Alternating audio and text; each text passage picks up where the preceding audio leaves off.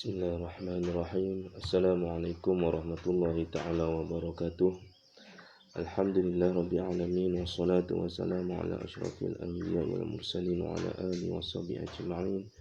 Raditu billahi rabban islami dina bi Muhammadin nabiyya wa rasulah. Allahumma salli ala sayyidina Muhammad wa ala alihi washabihi ajma'in.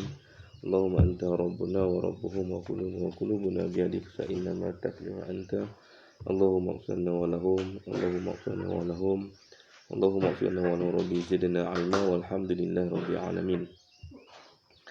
Alhamdulillah, syukur kepada Allah Subhanahu wa taala, Tuhan sekian alam, memberikan kesempatan kepada kita untuk laksanakan ibadah puasa dan juga melaksanakan tuntutan dalam menuntut ilmu di sisi Allah Subhanahu wa taala dan melepaskan segala tanggungjawab pada pagi ini insya-Allah. Bab ke-56 menyatakan fadilat menuntut ilmu. Fadilat, kelebihan orang yang menuntut ilmu. Qala Nabi sallallahu alaihi wasallam talabul ilmi faridatan ala kulli muslim wa muslimat. Jadi menuntut ilmu itu satu perkara menjadi kefarduan, wajib kepada orang-orang Islam sama lelaki ataupun perempuan. Siapa yang arada dunia fa bi ilmi, siapa yang nakkan dunia perlukan pada ilmu. Man arada akhirah fa bi ilmi, siapa yang nak akhirat perlukan pada ilmu. Wa man arada ini fa bi ilmi, siapa nak kedua-duanya perlu kepada ilmu. Jadi nak hidup di dunia pun kena ada ilmu, nak hidup di akhirat pun kena ada ilmu. Nak dua-dua sekali pun kena ada ilmu. Jadi apakah fadilat menuntut ilmu? Maksud di sini ilmu yang utama adalah ilmu tauhid, ilmu tasawuf dan juga ilmu fiqh. Tauhid ni digambarkan oleh para ulama iaitu tunjang. Kalau sebuah pokok tu, tauhid itu adalah tunjang, akar tunjang. Akar yang menjadi kekuatan kepada pokok tadi itu. Pokok banyak akar, ada akar serabut, akar cambah tadi itu. Tapi ada satu akar yang ditunjang, satu yang menguatkan pokok. Mana tanpa akar tunjang, pokok-pokok besar ni tak boleh hidup lama dan tumbang, mati. Gitulah. Jadi tunjang kehidupan satu orang manusia iaitu adalah tauhid. Sama ada kita panggil ilmu tauhid ke, ilmu kalam ke, ilmu usuluddin ke, ilmu ma'rifah, ma'rifatullah ke. Apa saja nama-nama itu menunjukkan kepada Allah Subhanahu wa taala, mengenal Allah, mentauhidkan Allah, mengesahkan Allah Rabbul Jalil. Selepas itu ilmu tasawuf, iaitu batang pokok tadi itu, yang besar tu. Itu maknanya keindahan, kecantikan, kekuatan. Jadi kalau orang lihat pokok itu, kalau akarnya cantik, sumbernya air, galiannya itu cantik, malah batang pokok tu pun kuat, hebat. Orang nampak gah, itu kehebatannya. Dia nampak orang kata apa? Akhlaknya, itu surah, tasawufnya tu bagaimana. Jadi dia membuatkan lebih hebat, lebih cantik di depan pandangan mata. Ini akhlak, itu tasawuf. Lepas tu ada dahan-dahan, itu cabang-cabang fiqh tadi itu. Itu syariat kita seharian yang kita lakukan, kefarduan itu dahan-dahan, betul ranting-ranting. Dalam dahan tu, dalam masalah kefarduan ada ranting-ranting, ada furuk. Masalah furuk pula cabah lagi dengan daun-daunnya. Itu yang perlu kita pelajari. Tiga-tiga ilmu ni kita pelajari, merangkumi seluruh ilmu yang ada dekat dunia ni. Tak kiralah apa sekalipun ilmu yang kita pelajari dekat dunia ni, ilmu matematik, ilmu sains, ilmu kimia, biologi, ilmu arkitek, ilmu engineer, ilmu lawyer, kedoktoran, medik, segala benda dirangkumkan dalam tiga ilmu yang besar ini. Semua termasuk dari dalam itu. Ini kehebatan Allah jadikan tiga ilmu ini yang dihuraikan oleh para ulama. Jadi kita akan lihat apakah kelebihan. Waalaikumsalam. Qala mu'allif rahimahullahu ta'ala, Abu Lais al-Samarqandi meriwayatkan dengan sanadnya dari Qasir bin Qais berkata, tulisannya apa ni? Kasir bin Qais. Saya duduk bersama Abu Darda radhiyallahu anhu di Masjid Damsyik. Damsyik di Syam. Damsyik di Syam. Sekarang kita panggil Syria. Damaskus, Damsyik. Damaskus. Di sanalah dikhabarkan Nabi Isa alaihi salam akan turun. Damsyik akan turun di sana. Di masjid berkubah putih. Di sana nanti ketika Imam Mahdi dikepung. Imam Mahdi ketika itu pun siapa pun tak kenal lagi, tapi orang akan kenal. Lepas mana turunnya nanti Imam Mahdi ini akan bersama dengan umat Islam duduk di dalam masjid itu dan dikepung 70,000 tentera-tentera Yahudi Asfahan yang dipimpin oleh Dajjal laknatullah. Duduk sana. Jadi masuk di dalam Damsyik, bumi Damsyik tadi itu satu masjid, masjid yang berkubah putih di Damaskus tadi. Duduk dalam tu. Bila tiba nak sembahyang subuh, maka mereka mengangkat Imam Mahdi, ataupun sebelum itu dikenali dengan nama sebenarnya Muhammad bin Abdullah, keturunan Sayyidatina Fatimah radhiyallahu anha binti Rasulullah sallallahu alaihi wasallam tadi. Duduk di sana jadi imam. Bila jadi imam, sebab nak keluar benteng, nak keluar masjid tak boleh sebab dikepung oleh Yahudi ataupun Dajjal dengan 70,000 Yahudi Asfahan. Kita nak keluar, maknanya dalam keadaan terkepung. Di semayang subuh tadi ramai-ramai semayang subuh.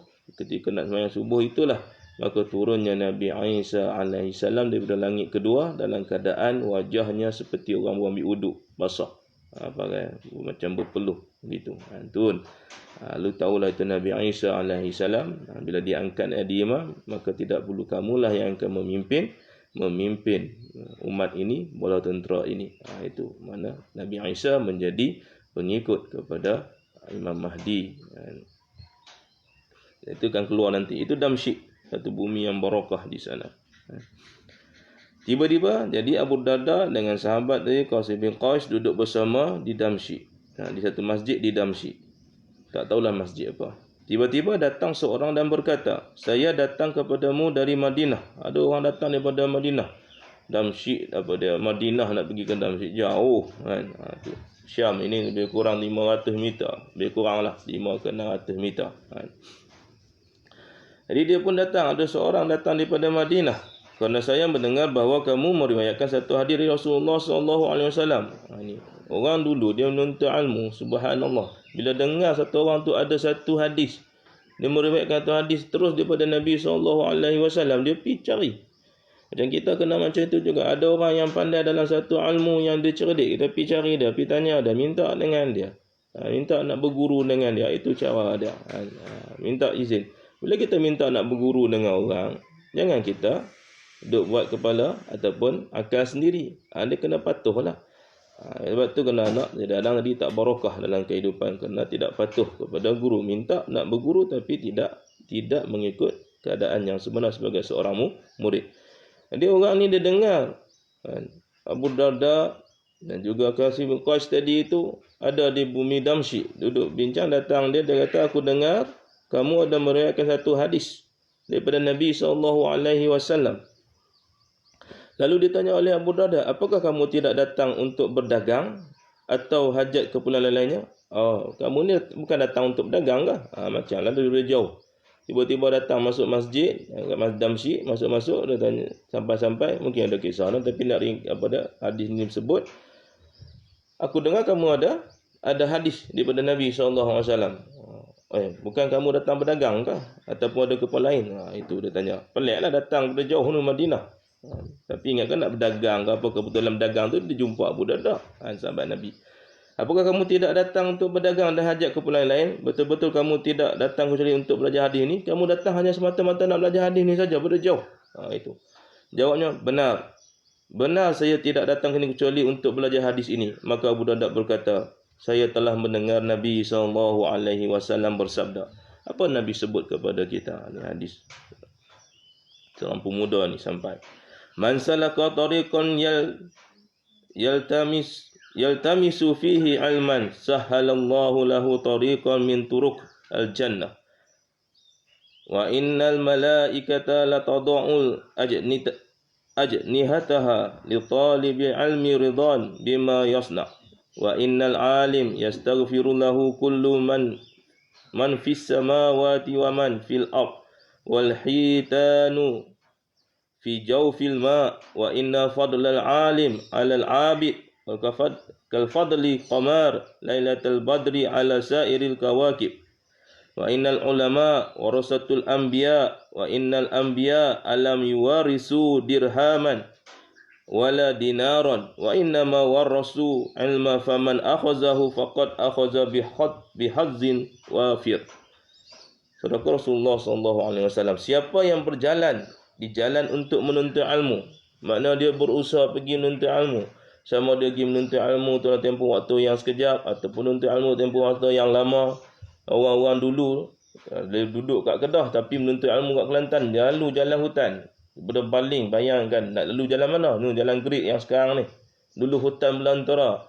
Sebulan, kadang-kadang 2 minggu berjalan, naik gerek, kadang gerek rosak tinggal kat tengah hutan. Nak menuntut ilmu, sampai kena duduk seminggu menuntut ilmu, patah balik.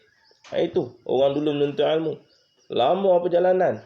Jalan yang lama itu Allah nilai dah. Untuk ilmu. Itu orang dulu. Kita hari ni sama jugalah. Menuntut ilmu dengan apa jua cara. Siapa yang berjalan di jalan untuk menuntut ilmu, tak kira lah dia naik kereta ke, naik gerek ke, naik bas ke, naik kereta api ke, naik kapal terbang ke, asalkan dia berjalan nak pergi menuntut ilmu, ilmu agama, ilmu yang membawa kita takwa kepada Allah, maka Allah akan memudahkan baginya jalan dari jalan-jalan syurga. Bila dia berjalan ataupun dia pergi untuk menuntut ilmu, satu-satu ilmu yang diredai oleh Allah, ilmu membawa takwa, yang kita sebut 3 tadi itu, maka Allah akan mudahkannya untuk masuk syurga. Mudahkan mana satu syurga dia nak masuk. Dan malaikat selalu menghamparkan sayapnya untuk menaungi orang yang menuntut ilmu kerana redha dengan apa yang dilakukannya. Malaikat duk selalu menaung dia. Selagi mana dia menuntut ilmu, malaikat duk naung. Malaikat menaung kita, subhanallah, tabarakallah, satu benda yang tidak ada tolak bandingnya. Kalau kita ni kalau berjalan, Sultan Agung kata, aku lindung dia, aku jaga dia, dengan siapa kacau? Siapa pun tak ni kacau. Berani kacau, Sultan akan jadi jatuh hukum pada orang ganggu dia. Kita berasa selamat berjalan. Kita berasa seronok berjalan. Kita berasa, aku tak kisah lah, siapa tak ni ganggu aku. Sebab ada agung duk jaga. Ada polis duk jaga. Itu manusia. Ni malaikat naung duk jaga kita. Maksud naung ni dapat rahmat Allah Subhanahu Wa Taala. Allah lindung kita menghantar para malaikatnya. Mana lebih besar? Inilah kehebatan orang menuntut ilmu. Kalau 50 tahun dia menuntut ilmu, 50 tahun malaikat bersama dengan dia. Malaikat yang menaung tak kira malaikat-malaikat lain lagi. Malaikat rahmat tak kira lagi. Malaikat yang ma'unah tak tahu lagi. Malaikat yang beri ilham tak tahu lagi. Banyak lagi malaikat yang kita tak jelas, yang kita tak kenal, yang kita tak tahu, yang Allah hantar kepada kita. Malaikat yang dia angkat kita punya amalan, malaikat yang dia catat amalan kita, daripada rakib atid atau malaikat-malaikat lain. Banyak lagi. Itu malaikat yang lindung kita daripada malapetaka kerana kebaikan ilmu yang kita pelajari. Itu banyak sangat Allah Taala berikan pada kita. Dia orang menuntut ilmu ni tinggi. Jadi malaikat sentiasa menaungi. Habis sekarang ni kalau kita belajar online, malaikat naung ke? Malaikat tetap menaungi. Orang yang dengar, hari-hari dia kata aku akan menuntut ilmu. Tak kira lah pukul lepas subuh aku akan menuntut ilmu satu ilmu, maka Allah naung. Itu. Duduk kat sini, dengar dekat Terengganu, dengar dekat Perlis. Allah naung.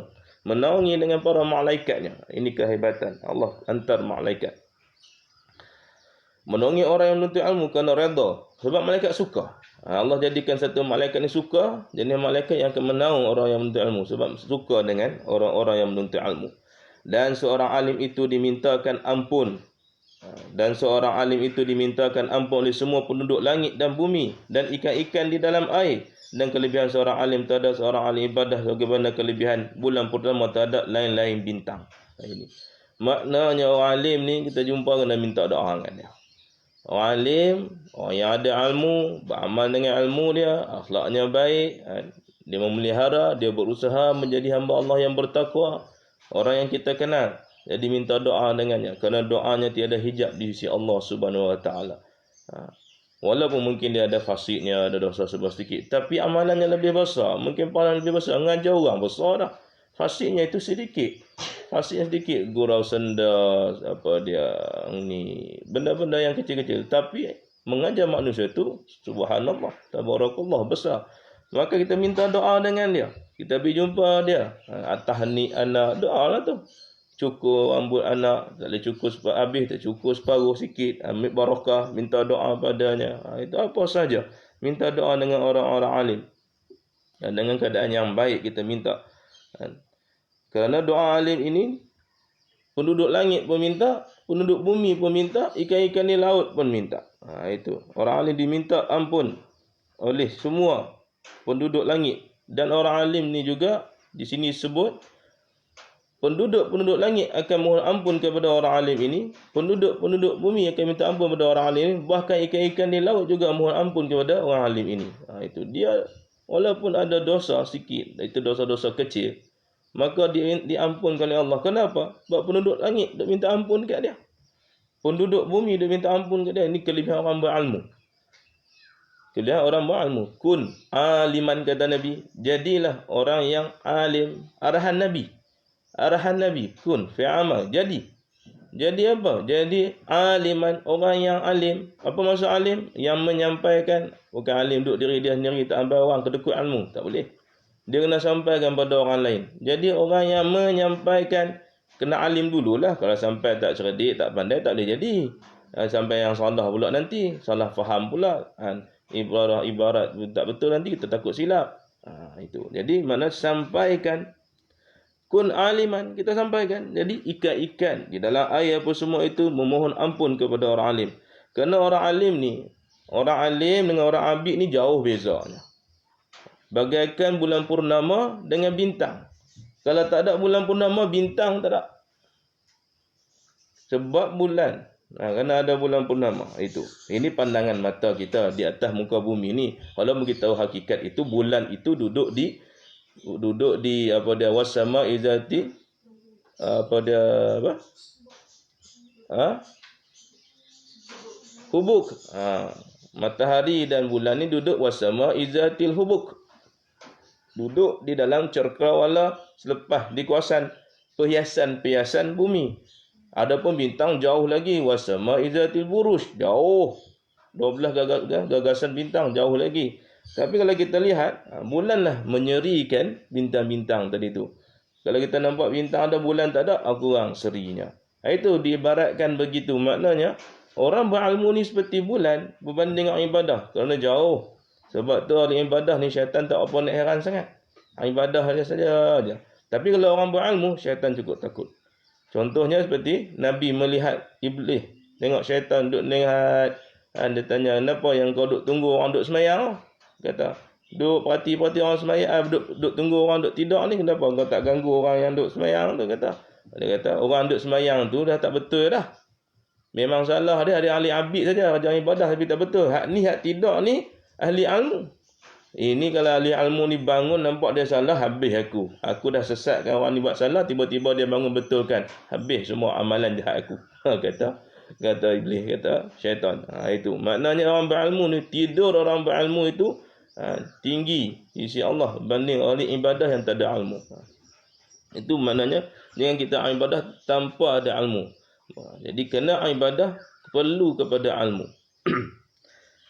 Dan ulama, satu pangkat yang Nabi beri, satu pangkat yang Allah beri. Al-ulama warasatul anbiya. Dan ulama itu pewaris dari nabi-nabi. Ulama pewaris nabi-nabi. Pewaris. Bukannya jalan-jalan, mewarisi. Sama ada dia mewarisi sedikit daripada apa dia, ilmu-ilmu kewarisan Nabi tadi itu, ataupun banyak dia mewarisi. Tetap dia mewarisi. Dia waris. Macam kita lah waris. Kita ada harta. Lepas tu anak-anak kita ramai. Adakah semua dapat harta? Tidak. Ada yang dapat sedikit, iaitu perempuan dapat sedikit, yang lelaki dapat banyak. Itu maknanya berbeza. Tapi kalau lelaki pula ramai pada anak perempuan, dapat sikit balik. Kadang-kadang tengok, anak lelaki ada 10 orang, anak perempuan seorang. Nak kira macam mana? Setengah. Setengah lelaki. Tapi setengah tu bagi pula 10 orang tadi. Itu boleh kira ni. Ni hukum faraid. Itu kena ngaji fiqh pula. Jadi maknanya orang yang mewarisi Nabi ini adalah satu saja yang Nabi iktiraf. Siapa dia? Ulama. Apa maksud ulama? Iaitu dia perkataan ilmu. Orang yang ada ilmu, banyak ilmu. Dia alim. Alim ni makna dia beramal dengan ilmu dia, dia sampaikan pada orang lain, dia berusaha melaksanakan ilmu yang dia pelajari, dia tambah ilmu dia, dia menginsafi, bertakwa kepada Allah, dia tahu hukum hakam. Ini mana orang berilmu, kelebihan Allah berikan kepada kita. Jadi kena dia orang berilmu. Kalau sikit, sikitlah ilmu tu. Tapi kita tetap menjadi pewaris Nabi. Cuma sekecil, orang yang kecil mewarisi. Iaitu jadi pewaris Nabi. Sampaikan sikit, kita sampaikan sikit. Banyak, kita sampaikan banyak. Ulama itu sebagai pewaris Nabi. Tapi hakikatnya ulama-ulama yang besar itu, mereka memang pewaris Nabi. Maknanya mereka berdakwah. Kena ujian. Subhanallah, ujiannya yang banyak. Diuji oleh Allah Subhanahu Wa Taala, difitnah, dimehnah, onak duri yang dilaluinya begitu hebat. Macam Nabi SAW. Tapi nak sampai tahap Nabi tidak. Tapi macam Nabi, maknanya ujian yang begitu besar. Yang orang lain tak dapat terima ujian macam dia, tapi dia menerima. Ini orang-orang disebut al-ulama warasatul anbiya. Dan Nabi-Nabi itu tidak mewariskan harta, sama ada perak ataupun emas. Rasul tidak mewariskan harta. Tidak ada harta yang diwariskan kepada manusia, kepada keluarganya. Tidak ada. Tetapi mereka mewariskan ilmu. Nabi wariskan ilmu. Bila ada ilmu, maka menjadi kerja itu mudah. Orang berilmu ni, Tok Guru selalu sebut, kalau letak di laut, laut jadi pulau. Letak di pulau, pulau jadi kampung. Letak di kampung, kampung jadi bandar. Letak di bandar, bandar jadi barakah. Ini orang yang hebat. Orang berilmu, letak kat mana saja dia tahu. Kalau letak kat sini, jadi. Kalau letak kat sana, jadi. Apa saja Allah Ta'ala bagi pada dia. Bila orang berilmu ni, jadi. Maknanya kehebatan Allah berikan ilham, ma'unah kepadanya itu. Ataupun kita panggil karamah. Mukjizat tidak adalah, tapi karamah. Itu. Maka siapa yang mendapatkan berarti telah mendapat bahagian yang sebanyak-banyaknya. Antara harta warisan Rasulullah SAW, benda yang paling berharga sekali adalah ilmu. Siapa yang dapat ilmu ini, itulah sebahagian besar daripada warisan Nabi SAW. Bukan Nabi Muhammad saja, para Nabi. Kerana Nabi Muhammad ini melengkapi seluruh ilmu-ilmu syariat para Nabi. Ini ulama. Sebab tu ulama ini 700 kali ganda dia punya darajah. Yang orang tak boleh nak fikir. Orang lain tak tahu, tapi dia tahu. Ini Allah berikan kelebihan kepadanya. Apa kadang-kadang percakapannya itu orang tak faham. Sampai satu tahap yang begitu dekat, iaitu fana di sisi Allah, apa dia cakap orang awam langsung tak faham. Kerana tak sampai level dia. Tak sampai tahap ketakwaan dia kepada Allah Subhanahu Wa Taala. Itu secara ringkas. Abu Lais meriwayatkan dengan sanadnya daripada Abdullah bin Mas'ud radhiyallahu anhu berkata, dua perkara kerakusan yang tidak kunjung kenyang. Rakus tapi tak habis-habis. Iaitu menuntut ilmu. Rakus macam mana sekalipun kita menuntut ilmu, kalau kata rakus ni maksudnya, bukan rakus buruk ni, benda yang elok lah. Pada pagi sampai ke tidak menuntut ilmu, dia punya rakus dia tu, dia punya tamak dia nak menuntut ilmu ni, tamak yang bagus ni. Tapi takkan kenyang. Macam lembu duk makan. Bila dia ni? Tak habis-habis meragut. Lagi tak masuk kandang duk meragut. Masuk kandang duk punya lagi. Duk tengah baring. Dia tak baring lah. Duduk bawah tu kan. Punya lagi. Bila dia berhenti? Tak ada berhenti. Itu. Tak habis. Jadi orang menuntut ilmu ni, rakus macam mana sekalipun dia menuntut ilmu, takkan habis. Sampai mati tak habis. Kalau umur dia 200 tahun, takkan habis. Nabi Nuh umur dia berapa tahun? Lagi siapa yang umur yang panjang-panjang? Nabi Adam, Nabi Idris, panjang. Mereka menuntut ilmu di sisi Allah Subhanahu Wa Taala sampai wafat. Itu. Orang yang rakus menuntut ilmu dan yang mengejar dunia. Yang kedua, kejar dunia.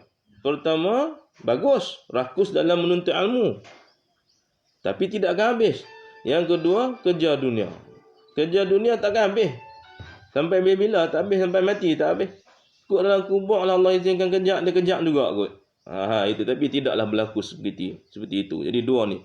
Tapi keduanya tidak sama. Walaupun dua-dua ni rakus, yang tak habis, kejar dunia, kejar ilmu. Dua.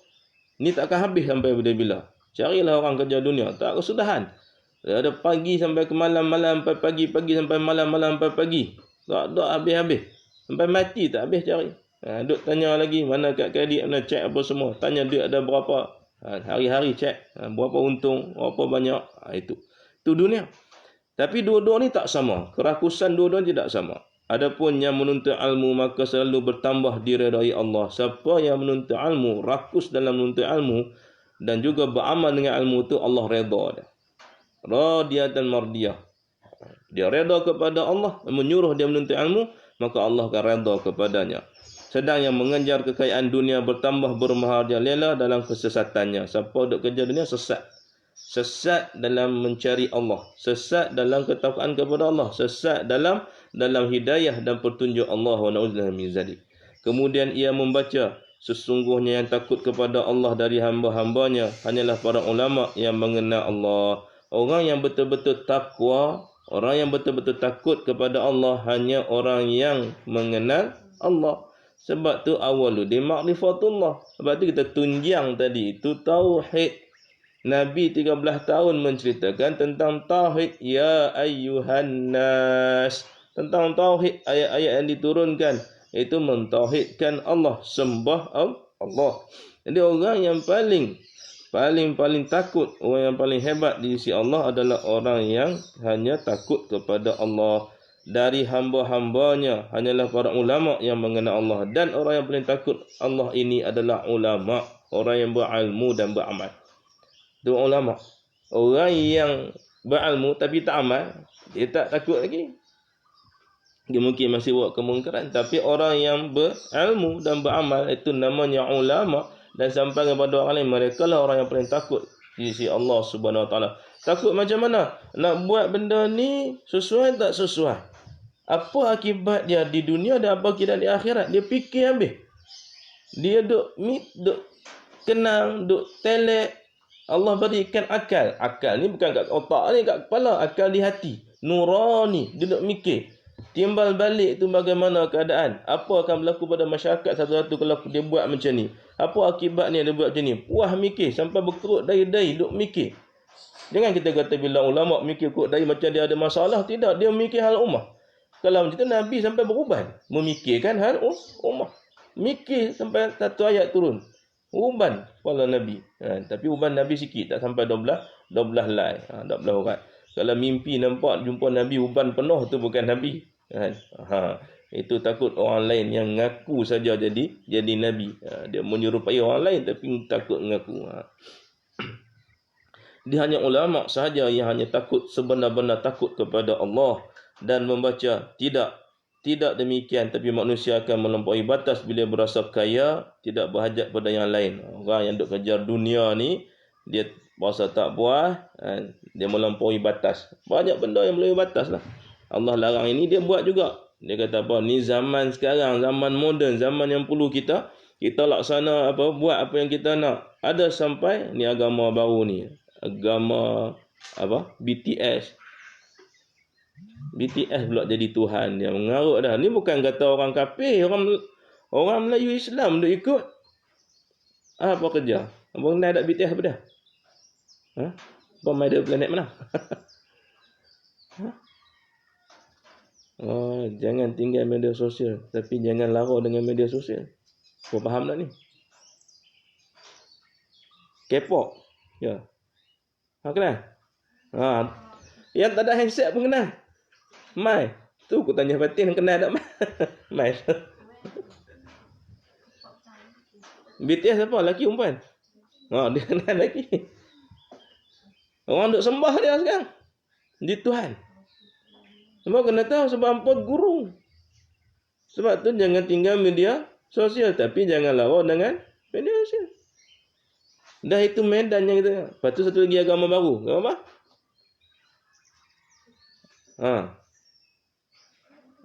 Ambil aku makan sugar coki je. Coki pula tak mana budak tu. Aku pun tak tahu. Slow motion je. Tapi sampai nak sembah dia. Agama BTS, VS, agama coki. Budak kecil. Biar kau mai kau rasa kot. Kerja slow motion je. Ambil ayat mandi, duduk menari apa semua. Aku pun tak tahu apa yang handsome dia. Handsome kiki lagi kuasa.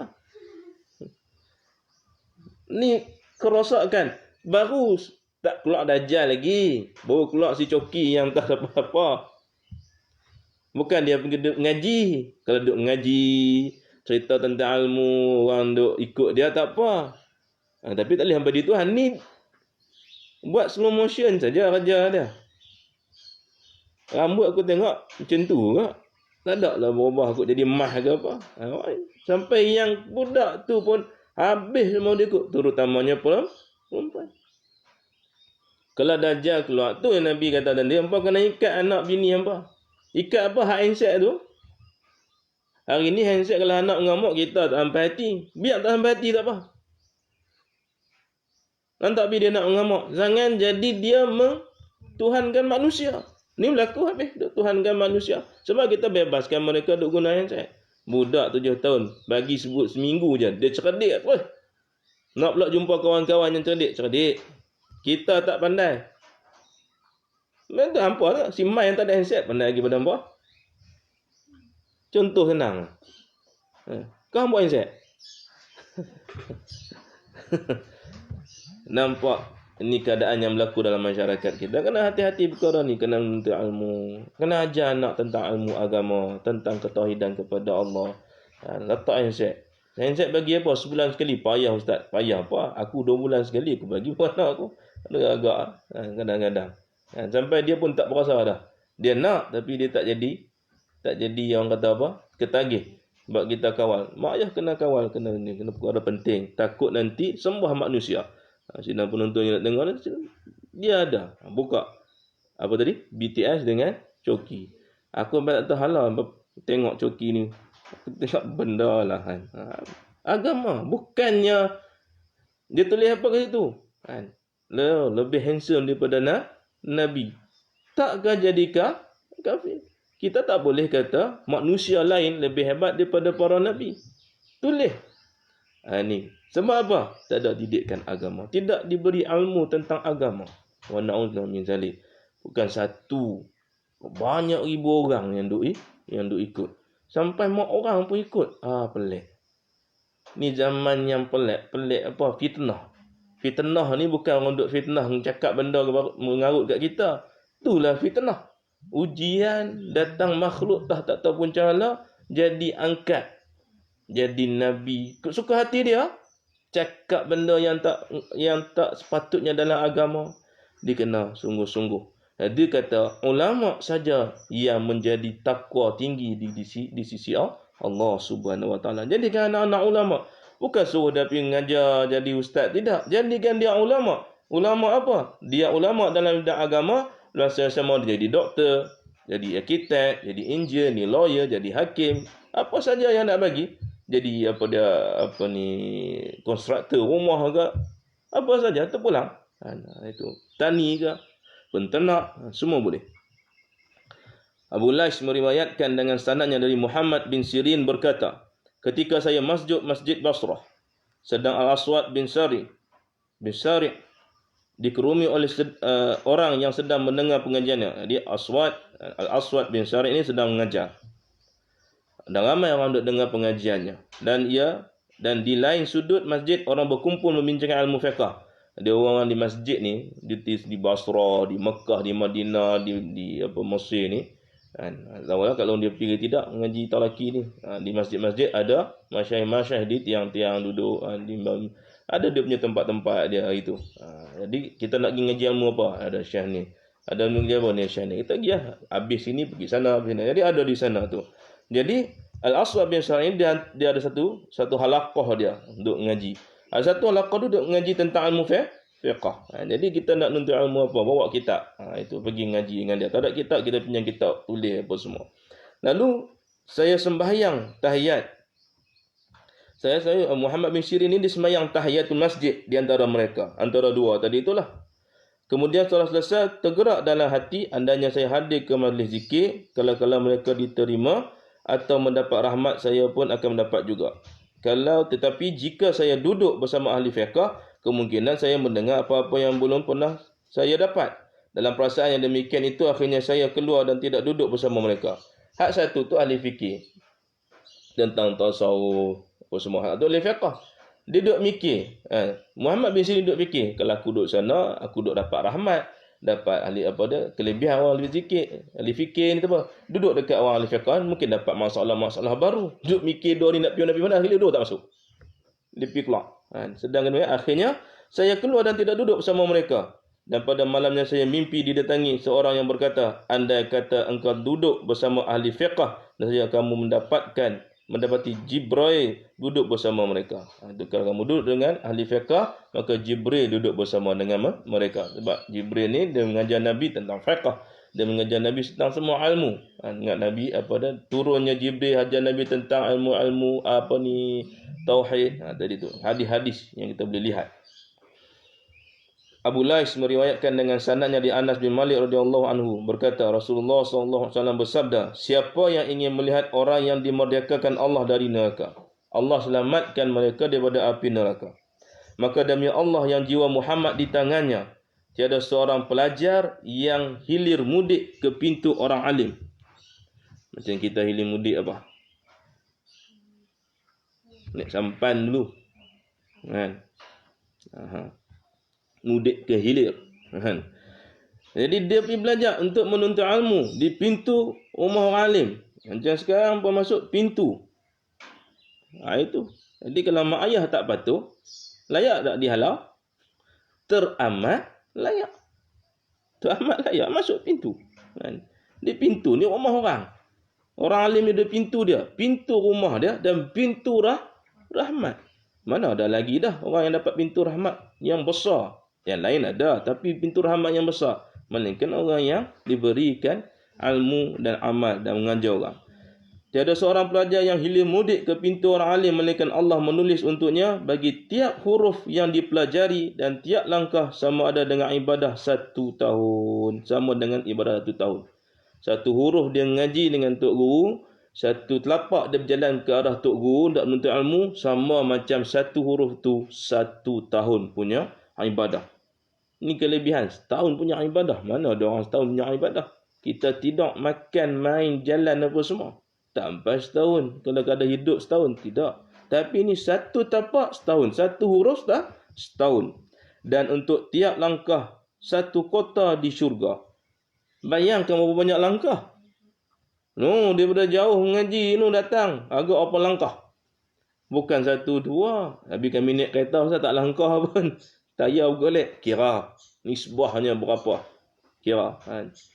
Dan tiap pagi dan petang, tetap diampunkan dosanya. Sebab tu orang menuntut ilmu tak ada dosa. Pagi, Allah ampunkan. Lagi tak dosa besar. Malam, Allah ampunkan. Lagi dia menuntut ilmu. Menuntut ilmu kerana Allah. Sebab tu orang menuntut ilmu dimaafkan Allah. Kalau dia ada dosa, dimaafkan. Ni maksudnya ni, diampunkan oleh Allah subhanahu wa ta'ala. Ni kelebihan orang menuntut ilmu. Sebab tu orang nak hidup, dia nak mati dalam menuntut ilmu kerana diampunkan Allah. Kalau orang tahu hakikat, sebab tu dia kata aku ni penuntut ilmu. Dia niat nak dia penuntut ilmu. Kenapa? Supaya dia diampunkan Allah subhanahu wa ta'ala. Dan disaksikan oleh malaikat. Bahkan mereka berkata, mereka inilah yang dimerdekakan oleh Allah daripada api neraka. Haulai utaqa'ullahu minan nar. Jadi itu kelebihan antaranya yang diberikan oleh Allah kepada orang yang berilmu. Wallahu alam. Sambung lain.